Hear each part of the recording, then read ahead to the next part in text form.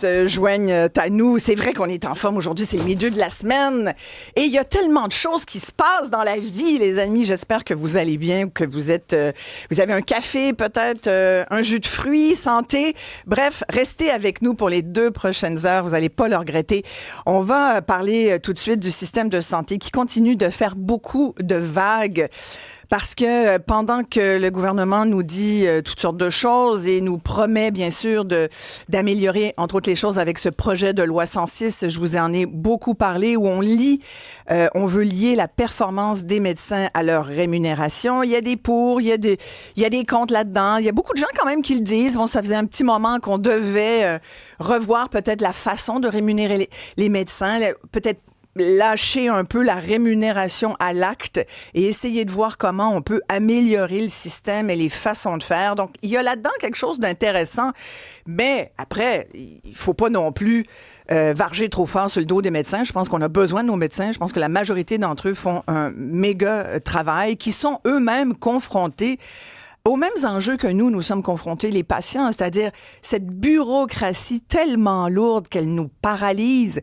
Et quand on dit ravage dans le système de santé, c'est cette attente interminable qui force de plus en plus de gens pendant que le système public essaye d'arriver, avec toujours moins de moyens et pourtant plus d'argent, ben pendant ce temps-là, c'est le privé qui prend la relève et malheureusement, ben on pourrait dire, ben tant mieux, au moins il y a le privé, mais il faut payer.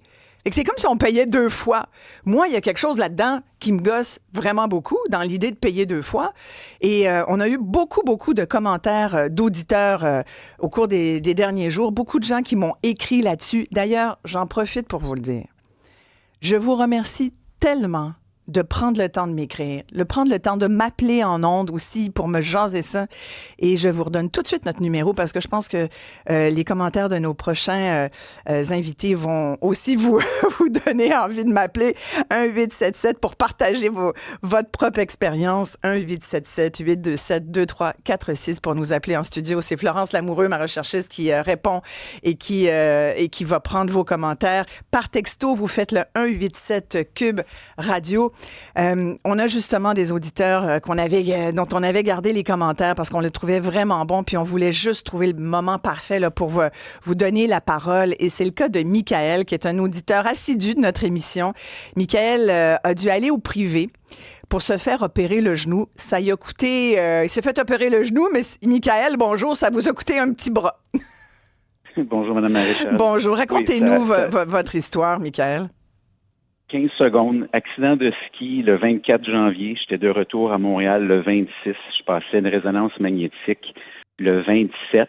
Le 29, je rencontrais un des meilleurs chirurgiens orthopédiques dans la grande région de Montréal. Et lors de ma rencontre avec lui, c'était clair ce que mon genou avait. Il dit, il faut que tu sois opéré. Donc, 18 mois d'attente au public si je décidais d'attendre, ou je t'opère dans 3 semaines pour 14 000 $. 18 mois au public, 3 semaines au privé. Ouais. Avez-vous demandé comment ça se fait? Ben non, parce que je le sais, parce que je connais quand même, tu sais, je veux dire, je connais des médecins, puis je sais qu'en orthopédie, un genou, c'est un ACL qui est complètement déchiré, c'est loin d'être une priorité. Et moi, c'est ce que je me suis dit, je me dis, garde, si je veux garder ma qualité de vie, puis là, j'arrive proche de la cinquantaine, puis tu sais, 18 mois off, pas d'activité physique, ça a un effet sur la santé. Donc, j'ai dit, sais-tu quoi, je vais, comme on dit en anglais, là, I'll bite the bullet, puis je vais payer le 14 000, plus... 14 000! 14 000 $, ça vous a coûté, Michael? 14 000. Et là, avant cette opération-là, tu sais, c'est sûr, je le savais, je payais beaucoup d'impôts. Je peux être considéré comme un privilégié dans la société québécoise. Et là, après, j'ai regardé mon T4 de 2024 et j'ai payé au gouvernement du Québec 38 340 d'impôts. Et là, je me dis, est-ce que je suis dans un dîner de cons où, moi, comme contribuable, qui n'a pas d'enfant, qui est célibataire, je me retrouve à un gros buffet où tout le monde est en train de se servir et je suis même pas au buffet, là, je suis à l'étage inférieur puis j'attends ma place pour peut-être aller au buffet. c'est là que j'étais content que votre recherchiste me rappelle, Ouais. parce que, tu sais, le contribuable québécois, là, il commence à avoir le citron qui est pressé au Ouais. maximum. Puis, tu sais, c'est horrible. Puis, j'ose même pas imaginer, tu sais, la famille qui est pas capable de se permettre 14 000 Ouais. et qui sont mises sur de côté pendant 18 mois ou même 20. Puis ça, c'était dans le meilleur des cas, là. Donc, pour moi, votre collègue M. Dutrisac disait il y a quelques jours, il faut des états généraux sur la santé où tout le monde qui est impliqué est devant des caméras Ouais. et discute puis trouve des solutions à ça, parce que le système va sauter, là. C'est Ouais. pas soutenable. Ben, je respecte beaucoup Benoît, mais je suis pas sûre que c'est des états généraux qu'il nous faut. Moi, je pense que, regardez, Michael, je parle de santé 3 fois par semaine plutôt qu'une, puis je peux vous dire que c'est pas parce qu'on sait pas ce qui devrait être fait. C'est comme si à un moment donné, on dirait qu'il y a quelqu'un qui veut pas là-dedans faire, ou il y a quelque chose qui ralentit. Je sais pas sincèrement qu'est-ce qui fait qu'on n'arrive pas à circonscrire ce problème-là. Sincèrement, je vous avoue, on les a, les solutions. Encore hier, je parlais avec des médecins spécialistes, des chirurgiennes, dont une orthopédiste là, qui aurait pu opérer votre genou là, au public. Puis, elles en avaient des solutions, elles me les ont enlignées. Mais il y a c'est comme si on était encore plus creux dans le trou, c'est ce que je disais à Mario Dumont il y a 5 minutes, puis on est tellement creux que ça prend plus d'efforts à nous en sortir. Puis, je sais. Alors là, on a l'impression que c'est le salaire des médecins le problème. Puis c'est le fait que les médecins ne travaillent pas. Puis je suis pas sûre que ça soit ça le problème. Moi, je pense que le problème, c'est la bureaucratie qui est lourde et ça fait tellement longtemps qu'on le dit. Puis pendant ce temps-là, ben, c'est le privé où vous êtes allé qui ramasse, là, puis qui empile du cash. 14 000 c'est, je veux dire, hey, une chance que vous aviez les moyens, mais il y a bien des gens qui vont le mettre sur leur carte de crédit puis qui vont s'endetter, là. Mais exactement. Puis, oui, j'ai un mini crédit d'impôt pour cette chirurgie-là. OK? Mais c'est mini, là. Donc, tu sais, une solution, vous voulez une solution facile, c'est, tu sais, moi, le fait que je sois allé au privé, j'ai libéré une place dans 18 mois pour quelqu'un qui va pouvoir se faire opérer au public. Mais de bord, que le gouvernement me rembourse ce que cette chirurgie-là coûte au public. Puis je vais absorber la différence. Tu sais, les solutions, comme vous le dites, les solutions sont là, mais il y a du corporatisme, que ce soit au niveau des médecins, des syndicats, qui veulent pas que ça avance parce que c'est une mentalité de pas dans ma cour, touchez pas à mon gâteau, touchez à celui des autres, puis c'est sûr que cette façon-là, on n'avancera pas. Ouais. Vous avez tellement raison. Je pense qu'en 2024, l'année dernière, vous avez eu aussi une coloscopie d'urgence dans un autre dossier, là. Oui. Puis sinon, c'était 3 ou 4 mois d'attente. Puis là, encore là au privé, c'est ça? Là, au privé, ça a été 4 jours plus tard après que j'avais pris le liquide dégueulasse. Mais 4 jours plus tard, j'avais ma colonoscopie. Sinon, c'était un 3 mois d'attente parce que j'étais jugé non critique par le système, même s'il y avait des cas de cancer colorectal dans la famille. Donc là, vous additionnez ça. Donc, en 2024, un 2 000. En 2025, j'ai un 14 000. Là, je suis rendu à 16 000 Puis encore une fois, en 2023, j'ai payé mon 38 000 d'impôt au gouvernement du Québec. Puis je l'ai repayé encore à la fin de 2024. Oui. Fait que là, ça fait 54 000, genre, on va dire. Non, mais même plus que ça. Puis là, je compte pas, tu sais, je veux dire, la TPS que je paye. Tu sais, faut se le dire, au Québec, là, je paye plus cher d'essence. Je paye le plus cher en immatriculation. Les routes sont dégueulasses. Le système de santé fonctionne pas.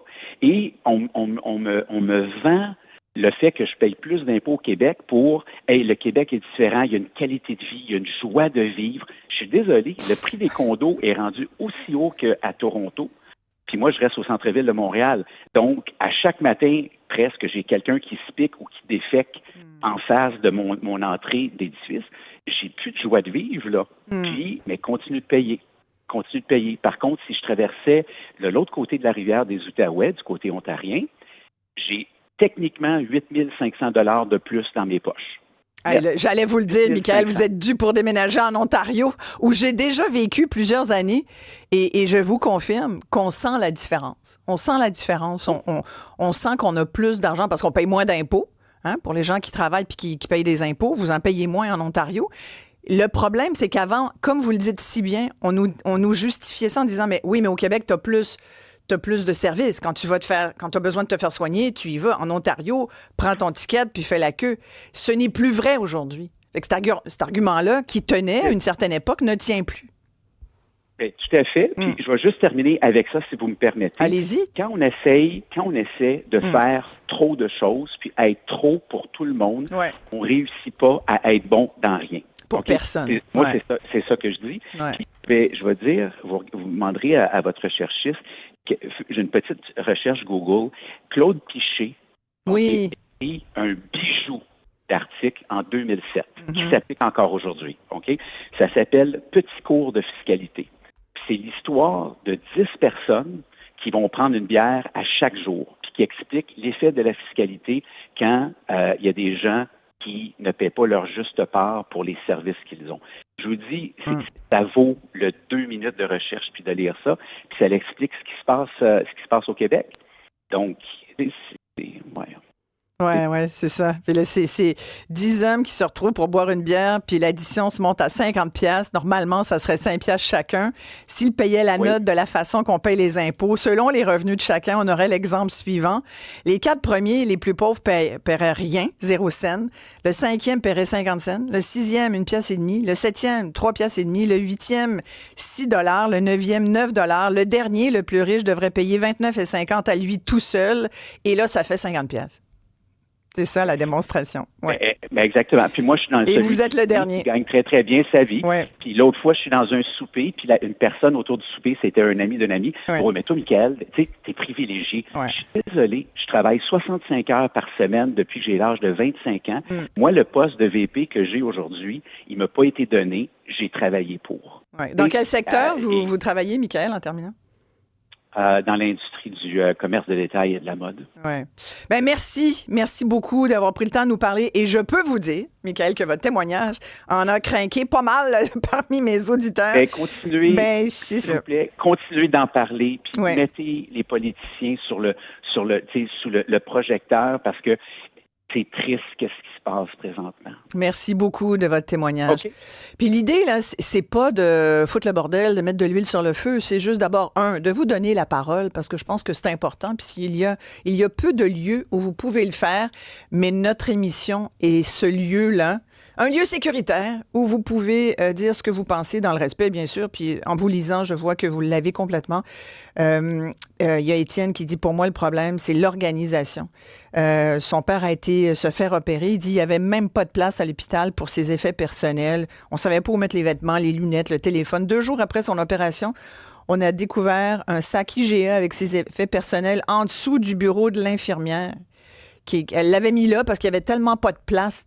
Il dit, je trouve que c'est tellement symptomatique de l'ensemble de l'œuvre incapable de s'organiser. Il y a Claude qui dit, pour ne pas payer 2 fois, il faudrait que le système public rembourse aux patients le montant que ça lui coûte au public. Bref, il y a plusieurs auditeurs qui suggèrent aussi des solutions.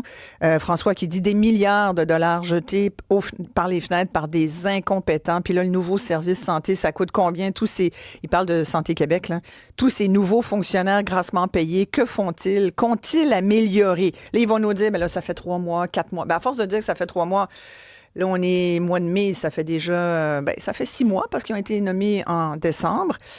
Hey, on a un autre témoignage. On en a d'autres parce que ce matin, vraiment, je vous le rappelle, on vous donne la parole. Texto, vous me joignez en faisant le 187 Cube Radio. Par téléphone, le 1877-827-2346. Ne vous gênez pas, faites comme Michael, appelez-nous. Francis est au bout du fil. C'est un auditeur également de l'émission. On avait gardé vos coordonnées, Francis, parce que vous aussi, vous avez dû aller au privé. Cette fois, c'était une chirurgie de l'orteil. Vous avez attendu 3 ans au public. 3 ans d'attente, Francis. Oui, j'ai attendu 2 ans et demi à peu près. Là. Ouais. Moi, cette année, j'ai décidé d'aller au privé. Au privé, là, j'ai eu un rendez-vous Pour de vrai, j'ai appelé genre le mardi, j'ai eu un rendez-vous le jeudi. Le jeudi, elle était prête à me faire la chirurgie d'être là. Ça en a fait 15 minutes. Là, puis là, j'ai eu peur un peu. Oui, vous avez dit, attendez, faut que je me prépare mentalement, je vais revenir demain. C'est ça. Fait que là, j'ai repris un autre rendez-vous la semaine d'après, puis je me suis arrangé avec aussi mon horaire de travail pour que tout fonctionne, puis pour que si j'avais mal aux pieds. Puis pour de vrai, ça s'est fait, ça a pris 15 minutes, ça a super bien été, ça n'a pas coûté trop cher, mais c'est comme le principe, comme que l'autre auditeur disait, on paye tout le temps à double, là. Tout le temps. Là. Et là, est-ce que vous avez posé la question, comment ça se fait que c'est si vite chez vous, puis que ça fait 3 ans que j'attends ou 2 ans et demi que j'attends au public sans nouvelles? Parce que vous étiez sur la liste, mais il n'y a jamais personne qui vous a... Ça faisait 3 ans, ou enfin, on va dire 2 ans et demi que vous attendiez qu'on vous opère. Vous étiez sur la liste là, pour une opération au public, mais il n'y a personne qui vous a appelé. Personne n'a appelé du tout pendant 2 ans et demi. Là. Non, personne, aucune nouvelle. J'avais même relancé ma docteur, je suis chanceux, j'ai un docteur famille que je m'entends super bien avec elle. Je l'ai même relancé, voir si elle m'avait pas oublié de me mettre à la liste puis tout, puis elle m'a confirmé qu'elle m'avait mis puis tout. Puis elle devait être étonnée aussi, parce que des fois, même les médecins sont étonnés. Ils disent, voyons, comment ça se fait? J'ai fait une requête. On va refaire une requête. Elle était étonnée, mais elle était découragée aussi. Ben oui. Elle sait un peu comment c'est. Là. Ben oui. Fait que donc, vous avez appelé un podiatre au privé et ils vous ont opéré dans les jours qui ont suivi. Vous dites, ça n'a pas coûté trop cher, mais c'est quand même de l'argent que vous avez dû sortir de votre poche. Combien ça a coûté? Ça a coûté en tout, si je ne me trompe pas, c'était 385 la chirurgie, plus la visite, c'était 115 ou 125, on en va dans le même. Oui. Puis on s'entend que c'était pas... c'est quand même 550. Oui. Ce qui est frustrant, c'est un peu comme ton ancien auditeur. Tu sais, moi aussi, je fais quand même très bon revenu, puis j'ai payé énormément d'impôts, puis je sais qu'il y a la moitié de mes impôts qui s'en vont dans le système de santé, puis il faut que je repaye au travail de ça au privé. Tu sais, je comprends pas pourquoi... En tout cas, moi, je comprends pas pourquoi qu'au Québec, on s'entête vraiment à tout le temps public, là, au lieu d'aller au privé. Là, Vous dites, Francis, je comprends pas pourquoi on fait pas un gros reset. Vous avez dit ça à Florence hier, je trouvais ça très bon. Pour vous, là, on reset tout ça, puis vous dites, on donne tout au privé, puis après ça, ben on payera, mais au moins, on arrêtera de payer pour le public. C'est ça que vous dites? Il n'y a rien qui fonctionne au public. Quand tu regardes ça, là, quand tu penses à ça, il n'y a rien qui fonctionne. Là. Fait que, moi, j'arrêterais de m'acharner là-dessus. On pogne toutes des assurances privées, puis ça va nous coûter, mettons, 4-5 000 par année, ou 6 000, whatever. Ou 12 000, ou 15 000. Ouais, parce ça finirait que ça coûterait moins cher d'impôts quand même, tu sais, là, puis... Ouais. T'es traité dans la même semaine. Là. Je vous avoue que, évidemment, ça, c'est le genre de réflexion qu'on peut avoir quand on est vraiment, vraiment tanné. Puis je vous comprends tellement, là, Francis. En même temps, c'est un peu le système américain. Puis je suis pas sûre qu'on y gagnerait au change. Tu sais, d'échanger notre carte soleil contre notre carte de crédit. Les gens, je pense que le système fonctionne quand même pour les gens qui sont à moitié morts. Là. Si t'es vraiment, vraiment malade, il y a quelqu'un qui va s'occuper de toi dans le système de santé. Puis j'en suis la preuve. Mon conjoint a eu un cancer du foie incurable. Ça lui prenait une opération qui allait lui sauver la vie. Il a été greffé. Et ça fait plus de 10 ans. Sincèrement, le système a fonctionné. Puis je pense que si j'ouvrais les lignes pour dire aux gens, dites-moi comment vous avez été soigné. Il y aurait plein de gens qui nous le diraient. Puis il y a des gens qui m'écrivent en ce moment pour dire, pour moi, ça a marché. Fait qu'il y a quand même des choses qui fonctionnent, mais c'est comment que ça se fait que ça nous coûte de plus en plus cher pour cette machine-là. Dans le système, ça va super bien. Ouais. C'est de rentrer dedans, le problème. Exact. Vous avez tout résumé. Hey, Francis, merci vraiment beaucoup. Merci bien. Avec moi, Laurent, je vous le dis, là, les témoignages ce matin, on en a vraiment beaucoup. Puis je pourrais faire 2 heures d'émission juste avec vos commentaires. Laurence est avec moi en studio. C'est une jeune étudiante de 22 ans. Pour vous dire que ça touche tout le monde. Laurence, évidemment, à 22 ans, vous n'avez pas de médecin de famille? Non, je n'ai pas de médecin de famille depuis quelques temps, depuis qu'il a pris sa retraite. Ah ben c'est ça. Donc, je me suis retrouvée sans médecin de famille du jour au lendemain. Et vous aviez un enjeu de santé, pas forcément important qui vous amenait à l'urgence, mais qui méritait quand même d'être vu par un médecin. Exactement, un enjeu de santé, un mal de ventre assez important. Donc là, je me suis retrouvée à devoir appeler le 811, vu que j'étais avec le GAP, donc le guichet d'accès à la première ligne.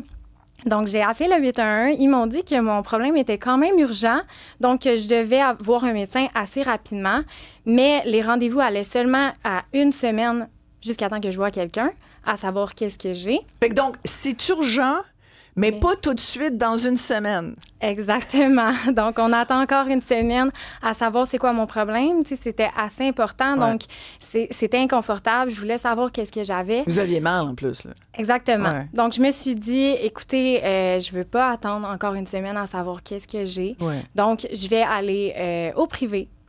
J'ai décidé par moi-même d'aller au privé, même si je suis une étudiante et que ça coûte super cher. Vous avez payé combien? 245 $ pour une consultation médicale. Wow. Selon moi, c'est quand même assez dispendieux parce que justement, c'est seulement la consultation. On s'entend qu'ensuite, on n'a pas le suivi. On a aussi l'appel téléphonique avec la médecin qui va mentionner c'est quoi l'enjeu de santé. Est-ce qu'il faut repayer pour cet appel? Oui. Il faut repayer? Il faut repayer pour cet appel, Combien? soit 150 $. Donc, 245 plus les 150 $. Puis ensuite, évidemment, on a probablement des échographies, donc l'imagerie. Donc, c'est encore des frais qui s'ajoutent. Oh non. Et puis, Ouais. la consultation à 245, ça dure combien de temps, ça? Une quinzaine de minutes, 10 à 15 minutes. Et je trouve que c'est quand même assez dispendieux pour que finalement, on n'aille pas beaucoup de temps avec le médecin. Donc, Puis, il faut ouais. repayer l'appel 150 $. Exact. Puis, c'était combien de temps, l'appel? L'appel, j'ai aucune idée, mais ça devait être un petit 5 à 10 minutes, là, de juste savoir le suivi. Là. Fait que 400 $ pour... Puis, avez-vous un suivi, finalement? Finalement, j'ai un rendez-vous dans 2 semaines pour une échographie, mais c'est pas au privé. J'ai décidé de le prendre au public, mais c'est un 100 $ de plus. Là. Fait que là, vous endurez ou on vous On a... endure. Puis on vous a prescrit au moins, je sais pas, du ketorolac ou quelque chose pour la douleur? Oui, exactement. Donc, c'est aussi les prescriptions. On s'entend que vu que c'est au privé, ça aussi, ça coûte des frais supplémentaires. Avez-vous une assurance? Oui, des assurances privées, mais avec mes parents, puisque Ouais. je suis encore aux études. Donc, j'ai cette chance-là, évidemment. Mais là, si vous terminez bientôt, je pense. Hein? Oui, Fait que ça, c'est fini l'assurance après? c'est ça. Donc, un problème supplémentaire. Là. Ouais. C'est ça l'enjeu. Puis il y a beaucoup de jeunes, Laurence, dans votre situation, qui ont des maladies auto-immunes, des maladies chroniques, qui sont sans médecin de famille. Et c'est comme si les jeunes, vous passez du pédiatre à « oups, plus de médecin ». Puis là, après ça, tu magasines ton médecin avec les suivis un peu moyens que ça donne, tu sais, parce que là, tu vois différents médecins qui sont pas au courant de ta situation. C'est pour ça qu'on prônait beaucoup pour l'idée d'avoir un médecin de famille. Laurent, merci. Vous payez pas encore tant d'impôts, mais quand vous entendez comme ça, là, ceux qui en payent, C'est assez inquiétant. vous dites quoi pour l'avenir? Parce que, bon, vous êtes la prochaine génération, là. Exactement. Ça n'a pas de bon sens, honnêtement. Les hôpitaux sont tellement engorgés. Il faut faire quelque chose, là, selon moi. Si c'est rendu qu'on se rend vers le privé et qu'on paye aussi cher pour avoir des services rapides, selon moi, il y a un problème à quelque part. Complètement. Et c'est là où... Merci, Laurence. Merci beaucoup. Avec plaisir. C'est là où ça prend du monde imputable. Moi, je pense que tant que les gens ne seront pas directement imputables... Mais tu sais, quand on regarde le sondage ce matin... il y a un sondage en pleine une du Journal de Montréal qui nous rappelle que parfois, les citoyens ne sont pas complètement caves, puis ils peuvent avoir la mémoire longue. Et là, à 1 an et quelques, 1 an et demi à peine des prochaines élections provinciales, la CAQ qui est à 20 % dans les intentions de vote, avec 2 Québécois sur 3 qui disent « on aimerait ça que ça soit quelqu'un d'autre qui gère » et non plus François Legault. Bien, il ne faut pas s'étonner. Et tout à l'heure, en deuxième heure, on va parler du fiasco de Ça clique. Faut pas s'étonner que les gens soient tannés, que les gens soient frustrés et que vous m'écriviez très nombreux qu'il faut que ça change. Alors, je pense que les solutions sont là. Après la pause, restez avec nous parce qu'on va poursuivre avec le docteur Julien Réaume-Lannoy. Il est vice-président de l'Association des radiologistes du Québec. Il a écrit une lettre très sentie ce matin dans les pages du Journal de Montréal où il expose vraiment la situation. Des solutions, il en a. Si vous en avez, bien sûr, vous aussi, n'hésitez pas. Vos témoignages, toujours très important pour nous de vous donner la parole par téléphone 1-877-827-2346. Par texto, vous m'écrivez au 187 Cube Radio. À tout de suite.